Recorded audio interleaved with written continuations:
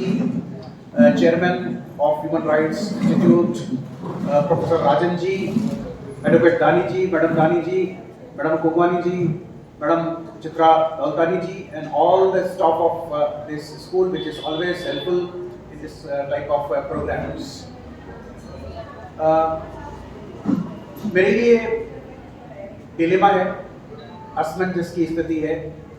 एक तो किसी भी वर्कशॉप का लास्ट स्पीकर होना अपने आप में चैलेंजिंग होता है, और दूसरा चैलेंज है कि लंच से पहले बोलना। तो let me do justice to both the responsibilities and the sixth chapter of this book, which is focused on fundamental rights and the directive principles. Is per I am expected to orient you. Whatever is the content of the fundamental rights and whatever is the content of the directive principles of the state policy, we all are very much aware. Through some stories, through some examples, I am going to highlight how even the rights are not properly implemented. हमने हमेशा से ये बात सुनी है, अभी भी एक स्पीकर बोल रहे थे कि हम इंडियंस अपने अधिकारों के बारे में तो बहुत जागरूक है, किंतु अपने कर्तव्यों के बारे में जागरूक नहीं है। महोदय, मैं आपकी इस ओपिनियन से डिफर करता हूं, क्योंकि अधिकारों के बारे में भी हम जागरूक नहीं है कि हमको अधिकार क्या होते हैं, ये पता ही भी नहीं है। मैं कुछ with facts and figures and with examples I would like to draw the attention of this August gathering, how the fundamental rights are not properly implemented for all the sections of the society. If you look at the list of the fundamental rights that has been mentioned in the Indian Constitution, there are 6 fundamental rights, right from the Article 14 to 32, right to equality, number 1 from Article 14 to 18, and from 19 to 22, right to freedom of life and liberty, and Article 23 and 24, right against exploitation, from 25 to 28, right to follow the freedom of religion, and 29 and 30, educational and cultural right, and Article 32, right to constitutional remedies.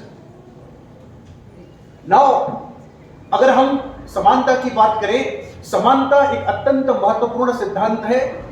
अगर आप इतिहास पर दृष्टिपात करें, चाहे वो French revolution हो, चाहे रशियन रेवोल्यूशन हो, चाहे किसी भी देश का स्वतंत्रता संग्राम हो, उसके बुनियाद में रहती है समानता की भावना। जब हम आर्टिकल 14 के अंतर्गत equal protection by the law and equality before the law की बात करते हैं, यानी हमको बच्चों को बताना पड़ेगा कि पुरानी कहानियां बताना बंद करें। पुरानी कहानियों में यह बताया जाता था कि बादशाह के सामने, अकबर बादशाह हो या अशोक राजा अशोक को, 4 चोरों को लाया जाता है। चारों चोरों ने एक ही क्राइम कमिट किया है। बादशाह पहले चोर की तरफ देखता है और उसका चेहरा अच्छा लगता है, उसको छोड़ दिया जाता है। दूसरे चोर की तरफ देखता है, उसका चेहरा थोड़ा बुरा लगता है, उसे बोलता है कि 1 साल की सजा दे दो। तीसरे चोर की तरफ देखता है, उसको चोर बिल्कुल अच्छा नहीं लगता, इसको लाइफ इंप्रिजनमेंट दे दो। और चौथे चोर को देखकर बोलता है कि अभी इसको फांसी पर चढ़ा दो। इस प्रकार की कहानियां हम लोग सुनाया करते हैं। This is completely the violation of the right to equality. किंतु आज बच्चों को यह बताने की आवश्यकता है कि crime, whether the crime is committed by the prime minister of this nation, whether the crime is committed by the peon, or whether the crime is committed by the beggar in the street, law is going to be the same, punishment is going to be the same. किंतु सवाल ये नहीं है कि वो मेरा right है कि नहीं है। समाज के अंतर्गत क्या ये समानता के साथ सभी जगह बातें हो रही हैं या नहीं हो रही हैं। एक व्यक्ति पर मर्डर का आरोप लगता है, मैं नाम नहीं लूंगा, अगर आप बोले तो मैं नाम भी ले सकता हूं। एक व्यक्ति पर मर्डर का आरोप लगता है, टीवी चैनल का वो चेयरमैन होता है, रातों रात उसको सुप्रीम कोर्ट से बेल मिल जाता है। और एक 88 साल का व्यक्ति, सामाजिक कार्यकर्ता, इतना बीमार होता है, पानी नहीं पी सकता, और उसको पानी पीने के लिए ट्यूब की आवश्यकता होती है छोटे से, सुप्रीम कोर्ट की तरफ से वो इजाजत नहीं मिलती, वो पानी के लिए तड़प तड़प के जेल के अंदर में मर जाता है। राजन सर, कि where is the equality in this nation? जब तक हमारा चिंतन बुनियादी चिंतन नहीं होगा, जब तक हमारा चिंतन मूलभूत चिंतन नहीं होगा, जब तक हमारे आसपास समानता के साथ प्रत्येक नागरिक को रहने का अधिकार प्राप्त नहीं होगा, तब तक ये राइट टू इक्वलिटी सिर्फ किताबों के अंतर्गत दबकर रह जाएगा, मलबे के अंदर दबकर रह जाएगा। यदि हम राइट टू इक्वलिटी को सांस देने की सुविधा देना चाहते हैं, यदि हम समानता को सही अर्थों में अपने हृदय के अंतर्गत अवतरित कराना चाहते हैं, यदि हम सही अर्थों के अंतर्गत समानता को, समानता के इस पाठ को, समानता के इस दर्शन को, समानता की इस फिलॉसफी को अपने मस्तिष्क पर अंकित करना चाहते हैं, तो अपने सामाजिक भान, हमारा सामाजिक भान पाहिजे. आपल्या समाजात काय घडत आहे, आपल्या आजूबाजूचे जे कमजोर लोक आहेत त्यांच्या बरोबर या समाज काय करत आहे, त्यांना त्यांचे अधिकार मिळतात की नाही मिळत, याचा awareness. Let there be this awareness that nobody, no brother and sister on this earth of the India must suffer the pangs of the discrimination. You take it from me on the stamp paper, then when you are denied your opportunity, the way it pains, nobody can tell you because I have experienced. मैं अपना एक experience आपके साथ share करूं. मैं भी इस भारत का नागरिक हूं. जब मैं आईएएस के एग्जामिनेशन देने के लिए फॉर्म भरता हूं, यूपीएससी में मेरा पर्चा पहुंचता है, मेरा फॉर्म पहुंचता है, यूपीएससी से मेरे को लेटर आता है कि mister Asudani, we have received your application form to take the IAS examination, but you are blind and therefore we do not give the permission to take IAS examination. उस दिन मेरे से पूछिए मेरा दिल कैसा टूटा. उस दिन मेरे दिल के अंतर्गत इंडियन कॉन्स्टिट्यूशन के टुकड़े टुकड़े हो गए और राइट टू इक्वलिटी पर मुझे हंसना नहीं लेकिन रोना आ रहा था. और मैं जब सुप्रीम कोर्ट में पहुंचा, 9 साल लग गए मुझे. 9 years I was fighting in the Supreme Court of India to demand the equality under Article 14, that I am also the student, I am also the citizen of this nation, therefore I have the equal right to take this examination. 9 years के बाद, thanks to Honorable Supreme Court of India that gave the direction to the government of India that the 3% job should be reserved for the Divyanga, for the differently able people in 2002. And दोस्तों, तब एक बात होती है Rajan sir कि justice delayed is justice denied. ये भी कहीं ना कहीं हमारे ह्यूमन राइट्स के अंतर्गत, ह्यूमन राइट्स के चिंतन का हिस्सा बोलना चाहिए. When we are deliberating on the philosophy and the ideology of the human rights, it is not simply the rights, but we have to understand the way the justice is deliberated and delivered in this nation. Whether the justice is denied, if the justice is denied, it is worse than the justice. Take it from me on the stamp paper. जब supreme court ने ये decision दे दिया कि आप IAS कर सकते हो, 9 साल के बाद मेरी एज ओवर हो गई, मैं 30 साल पार करके गया, आईएएस क्वालिफाइड होने के बावजूद भी मैं कलेक्टर नहीं बन सका, प्रोफेसर बन करके आपके समक्ष खड़ा हूं. कैसे वॉल्यूशन नहीं होता, कैसे हम राइट्स के अधिकारी हैं. फ्रीडम की बात करें, आर्टिकल सेकंड फंडामेंटल फ्रीडम है, article 19, it talks of the 6 freedoms. Right to the freedom of speech and expression, right to form the associations, right to assemble without arms, right to travel to any part of the nation, right to follow any profession of your choice. These are the 6 freedoms mentioned under Article 19 with reasonable restrictions upon them, that subject to the maintenance of the law and order, subject to the morality and the decency, subject to the integrity and the unity of the nation, subject to the respect to the democracy and the secularism. बिल्कुल. लेकिन कितने लोग अपने मन की बात पटल पर रख सकते हैं? कितने लोग, मैं ये बात जब करता हूं right to freedom of speech and expression, ये जरूरी नहीं है कि पार्लियामेंट के अंदर में खड़े रह करके आपको बात करनी है. मैं ये जब बात करता हूं right to freedom of speech and expression, अपने विचारों की अभिव्यक्ती का स्वातंत्र्य, ज्याला मराठीमध्ये म्हणतात आपल्या विचारांचे स्वातंत्र्य. मग आपल्या विचारांचे स्वातंत्र्य कुठे आहे? Have we started this practice? Have we started this practice from the families? मैं पार्लियामेंट की बात नहीं करता हूं दोस्तों, संसद की बात नहीं करता हूं, मैं पब्लिक प्लेटफॉर्म्स की भी बात नहीं करता हूं, मैं प्रेस की भी बात नहीं करता हूं. आप बच्चों को यह सिखाइए जो आर्टिकल 19 है, यह सिर्फ पॉलिटिकल प्रोक्लामेशन नहीं है. It is not the political discourse. ये हमारे परिवारों के अंतर्गत, क्या हमारी बच्चियां, खासकर मैं बेटियों की बात करूंगा, लेडी टीचर्स को मेरा रिक्वेस्ट है, आप अपने बेटियों को, बच्चियों को, विद्यार्थिनियों को बताइए कि वो अपने दिल की बात वो अपने परिवार के अंतर्गत भी, अपने लोगों के सामने भी नहीं रख सकती है. आज भी 60 से 70% बच्चियों पर लाइफ पार्टनर लादा जाता है. उसको पूछा नहीं जाता कि बेटी ये लड़का तुझे पसंद है या नहीं पसंद है. इससे आगे बढ़े, वो बेटी जब शादी करके जाती है तो हस्बैंड ये नहीं पूछता कि तुझे बच्चा चाहिए कि नहीं चाहिए. Why these rights are violated of my daughters? Don't you think that all these things come very much within the Article 19? तो जब आप ये कहते हो कि हम अपने अधिकारों के प्रति तो अवेयर हैं, मैं ये कहता हूं कि हम अपने अधिकारों के प्रति ना तो अवेयर है, ना ही उसका पालन करते हैं, ना ही अपने आसपास जो लोग हैं उनको अधिकार देते हैं। अब उनको पूछो, यहाँ पर बहुत सारे लोग, बहुत सारे मेरी बहनें जो कामकाजी हैं, जो नौकरियां करती हैं। मेरा एक रिसर्च था, मैंने एक रिसर्च किया और ये पता किया कि जो कामकाजी महिलाएं हैं जिनकी पगार 1 लाख से ज्यादा है, लेकिन घर में जब परचेस की बात आती है 50,000 से ज्यादा बड़ी परचेस करनी पड़ती है, तो काय म्हणतात, हा डिसिजन, हा निर्णय ते घेतील। Where is the gender equality? I am raising these questions. I am not there to answer you. I am trying to awaken the sensibility and the sensibility in your mind. जब इस प्रकार की संवेदनाएं हमारे भीतर निर्माण होंगी, जब मैं अपने पत्नी, अपनी बहन, अपनी बेटी, अपनी माता को वही अधिकार दूंगा जो मेरे पास है, मेरे पिताजी के पास है, मेरे भाई के पास है, मेरे बेटे के पास है। आपकी बेटी और बेटा दोनों कॉलेज से जब घर आते हैं, आप ही आदेश देते हैं कि बेटा, बच्ची को बोलते हैं कि उठ, चाय बना, भाई आया है ऑफिस से। और इतना तो छोड़िए, even at the psychological level, even at the thinking level, your daughters and your sons are not equal. मैं अगर आपसे पूछता हूं, वो कितनी बार आपने अपनी बेटियों को बेटा कह करके बुलाया है कि चित्रा बेटा, सुनीता बेटा, सोनिया बेटा, निर्मला बेटा, because you accept them by psychologically constructing that they are your sons. कभी आपने अपने बेटों को कहा है क्या, रमेश बेटी, रवि बेटी, विनोद बेटी, सुरेश बेटी, दिलीप बेटी? आपने नहीं कहा।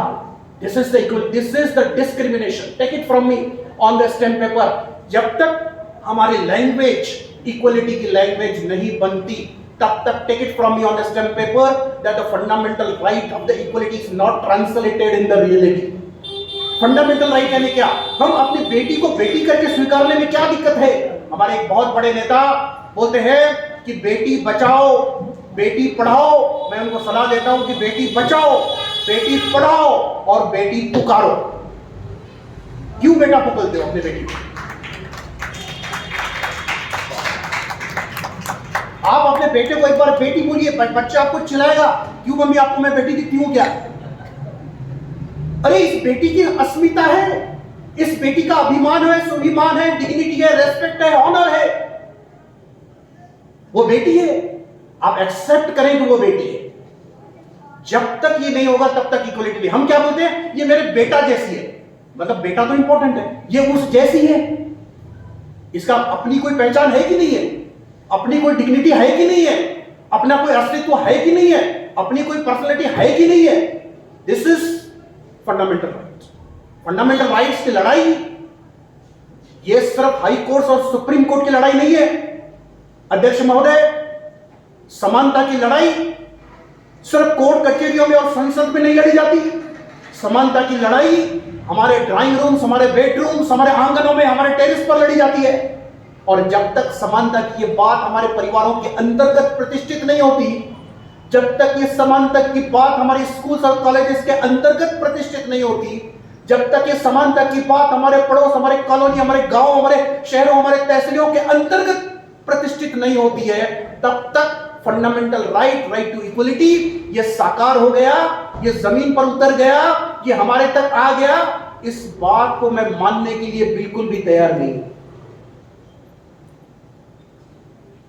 Article 25 to 28 right to the freedom of religion and the conscious, धार्मिकता का स्वतंत्र, धर्म को स्वीकार करने का स्वतंत्रता, धर्म को पालन करने की स्वतंत्रता। आप इस पर तो ना बोले, आज की डेट में तो बहुत अच्छा है। आज जिस प्रकार का वर्गीकरण हो रहा है, the kind of the polarisation that is taking place in this country, it is frightening me, it is threatening me. I do not know whether I should say or not. आज the right to the freedom of religion is endangered. It is very difficult. So where is the secularism?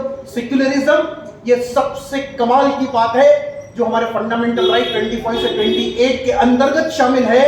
और आप इन बच्चों को समझाइए कि हमारा राष्ट्र, it is धर्मनिरपेक्ष राष्ट्र। बार बार समझाइए आप हमारा कॉन्स्टिट्यूशन बोलता है कि India is a secular nation, India is not a Hindu nation, India is not a Muslim nation, India is not a Christian nation, India is not a Jain nation, India is not a Parsi nation, India is not a Buddhist nation.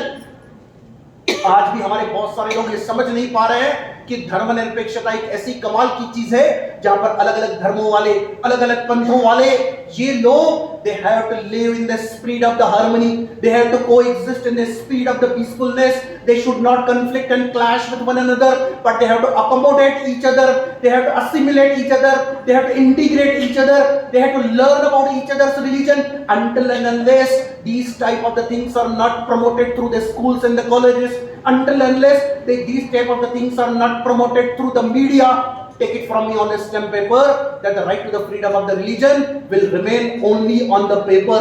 यदि हम चाहते हैं इसको किताबों के पन्नों से मुक्त करके सही अर्थों में हमारे जीवन को परिवर्तन करने का इसको टूल बनाया जाए, तो आप अपने बच्चों से बताइए कि धर्मनिरपेक्षता की कहानियां बताइए। हम किसी भी कहानी को धर्म का कलर देकर के बताते हैं। मैं एक ही एग्जांपल दूंगा और शायद उस एक ही एग्जांपल से आप बहुत सारी वो बातें समझ जाएंगे वो जो कि मैं इस मंच से नहीं कहना चाहता, क्योंकि डिस्कशन इतना लंबा हो जाएगा, इतना बड़ा हो जाएगा, इतना पेचीदा हो जाएगा कि हम सबकी समझ से बाहर हो जाएगा। एक ही कहानी अलग अलग समुदाय के लोग दो अलग अलग पर्सपेक्टिव से बताते हैं। When we narrate the same story, but the people of the two different religions, they narrate that story with a different perspective, and both those perspectives are wrong. एक ही स्टोरी मैं बताता हूं। अगर हिंदू उस कहानी को बताता है तो ऐसा बताता है कि एक जुल्मी बादशाह जबरदस्ती से मेवाड़ पर आक्रमण करता है और हमारा एक हिंदू राजा बिल्कुल देशभक्त महाराणा प्रताप उसको हल्दी घाटी की लड़ाई में धूल चटाता है।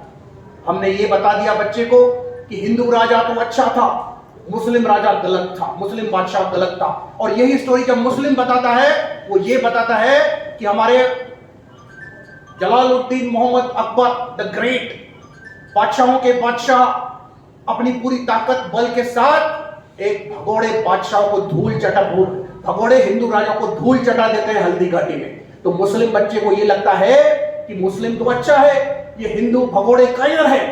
दोनों लोग जहर फैला रहे हैं and this is the violation of right to the freedom of religion. दोस्तों, sir right of the freedom of religion की बात संसद में नहीं होती है।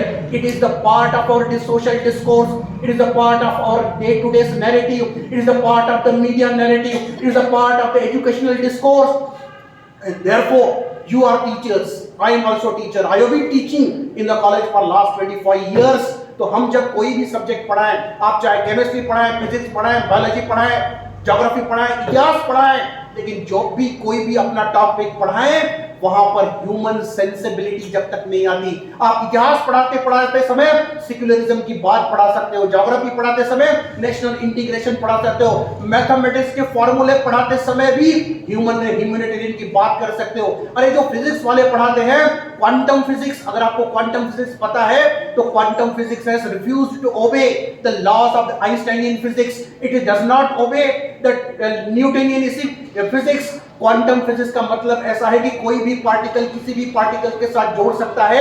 स्पेस चाहे वो 5000 साल पहले की बात हो या 10,000 किलोमीटर दूर की कोई बात हो, two particles can entangle with one another and this is called quantum entanglement. जो फिजिक्स के यहाँ पर टीचर्स बैठे होंगे उनको पता होगा कि क्वांटम एंटेंगलमेंट के लिए कोई साइंटिफिक सिद्धांत नहीं है।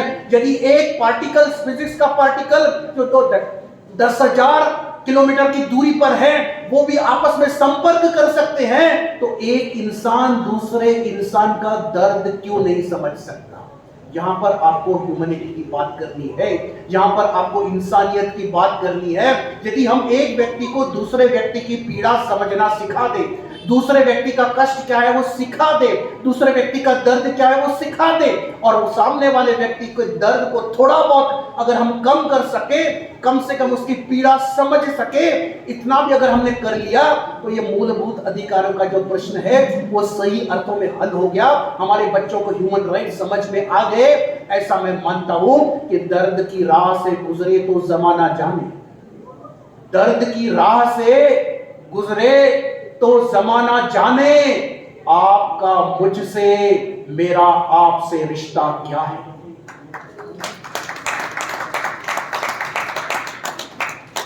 हमारे बच्चे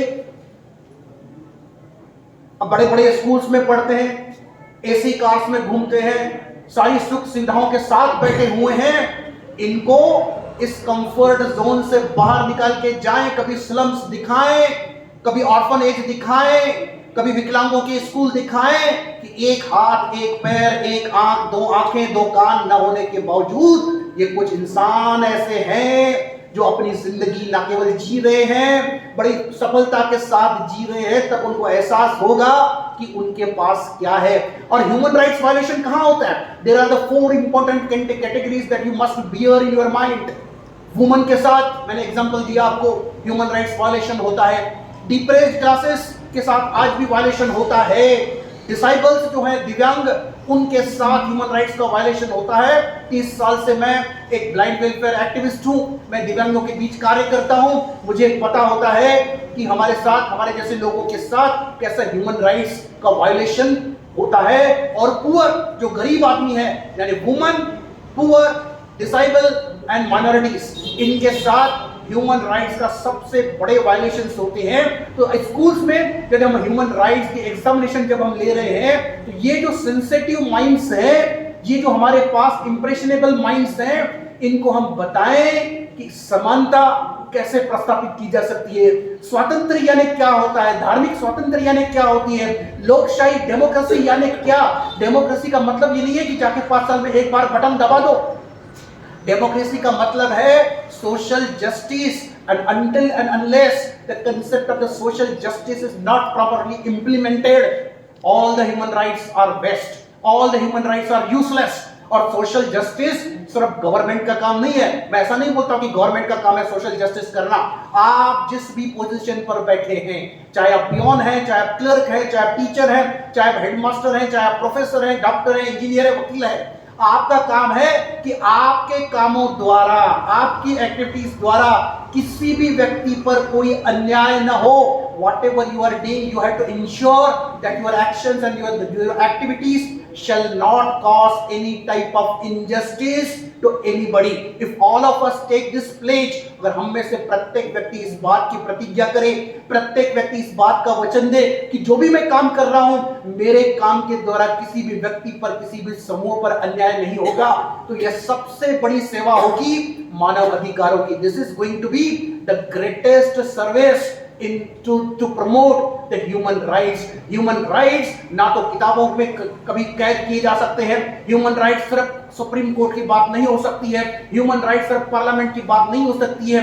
human rights आपके और मेरे रोजमर्रा की जिंदगी का हिस्सा हो जाता है। आप जो भी काम करते हैं, सुबह से उठ के रात तक जो भी आप काम करते हैं, सब इस बात का ध्यान रखिए कि आपकी बात से किसी का नुकसान नहीं हो रहा, आपकी बातों से, आपकी एक्शन से किसी पर अन्याय नहीं हो रहा, कि कोई बेचारा नहीं बन रहा, किसी के अधिकारों पर हनन नहीं होता, किसी की टैलेंट नहीं मारी जाती, किसी का फन नहीं मारा जाता, किसी की कैपेसिटी नहीं मारी जाती, किसी की अपॉर्चुनिटी का डिनायल नहीं होता।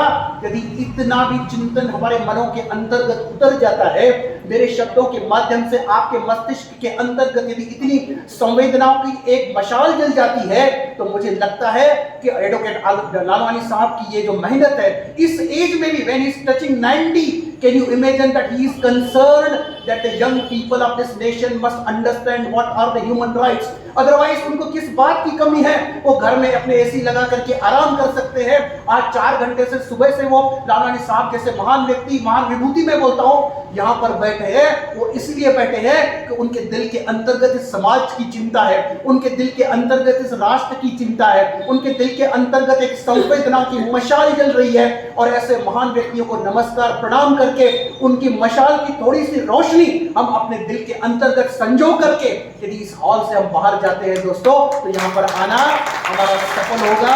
हमारे यहां पर आना सब ये हमारा यहाँ पर आना सिर्फ वर्कशॉप अटेंड करने की बात नहीं है। आप हरिद्वार जाकर के गंगा नहीं नहाइए, मुझे कोई तकलीफ नहीं है। आप चारों धामों की यात्रा न करें, मुझे कोई तकलीफ नहीं है। लेकिन एडवोकेट लालवानी साहब के इस मानव अधिकारों के यज्ञ में यदि आपने अपने वक्त की और एनर्जी की आहुति दी है तो चारों धाम यात्राओं के पुण्य मैं आपके नाम लिख सकता हूं। बहुत बहुत धन्यवाद।